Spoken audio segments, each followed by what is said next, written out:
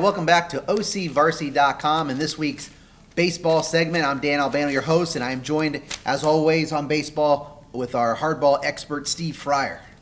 Hey, Steve, is there some pretty good debate going on about the top 10 in baseball? We know we have Mission Viejo's atop the rankings, but is Orange Lutheran number one? Or are there some other teams that should be slotted? I know there's been some conversation on the blog about El Dorado after a pretty strong performance at the National Classic. Dan, there is a debate on every top 10 every year, no matter the sport. Every sport. Oh gosh, we just can't win with these people. But people sometimes they look at this and goes, "Oh, Fryer, you have your top 10." It's not my top 10. It's a media poll. That's right. A poll being, you get a few people, voting on it, and you come up with what you've got. And so, the number one's kind of tough because there's really no clear-cut team. We had Edison as the preseason number one. They were also nationally ranked. Right.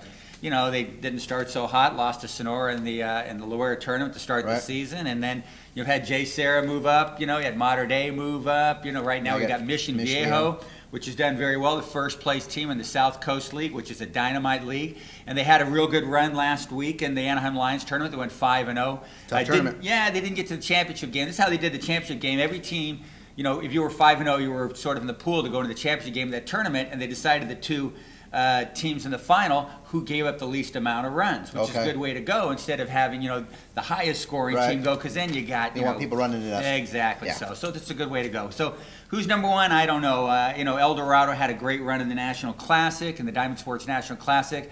They won their first three games, got to the finals, and lost to state-ranked Crespi in the bottom of the ninth. So El Dorado's really good, but should they be in the top 10? Well, is it how you just did this past week, or is it sort of a body of work vote, or is it a combination of the two? Myself, I look at both. I look at the trends and also sort of the overall look at the season, and there's no exact way to do it. Now, someone who has voted for you, with you on some of these polls, this is the kind of season that is going to make the pollsters work, isn't it? Because it's going to be you got to do your homework. You got to do your homework, and I mean, look at you. There's some big games coming up in the South Coast League, right, Steve? Yes. And how long can Mission Viejo stay up there? Tell us about what's happening in South Coast League. We got a surprising team to fill us in a little bit on the Trinity League as well. Well, and a surprising team in the South Coast League is a team because it's not doing that well. Coming into this week, Capistrano Valley 1-4 as we go into the second round of league play. And starting now, everybody plays everybody twice in the same week. Example, Capistrano Valley at Mission Viejo on a Wednesday, and then on a Friday they'll switch. They'll play over at Capo, and in all leagues we'll have it that way. So for Capo, they're playing the first place team. And they were the preseason favorite in that league. This is the chance for them to get a couple W's and get some momentum. Coach Zamora will be firing up those boys, and he knows how to turn it around when you're 1-4. We've seen it before where Capo starts slow and then they're hotter than blaze. They go into the playoffs and they go. Now this week, another good series, I believe, is going to be Orange Lutheran and Mater Dei, correct? But Servite is surprising some people, 4-1 in the Trinity League, huh? Right. Yeah, Servite, they beat Olu and they beat Jay Serra a couple weeks ago before we went into tournaments.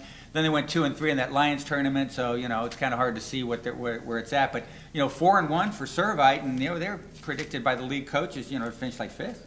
All right. Any other league games heating up this week? Any of those series that we should be paying attention to? Edison Los Alamitos, that's a good series in the Sunset League, and that league's pretty close too. And the only teams that seem to be like sort of running away with things are perhaps Savannah in the Orange League and Beckman in the Pacific Coast. Okay, Steve, thank you for all that insight on baseball, and be sure to join us on OCVarsity.com all week as we march through these incredible league games this week on baseball. And thank you for joining us here at OCVarsity.com, where we've got you covered.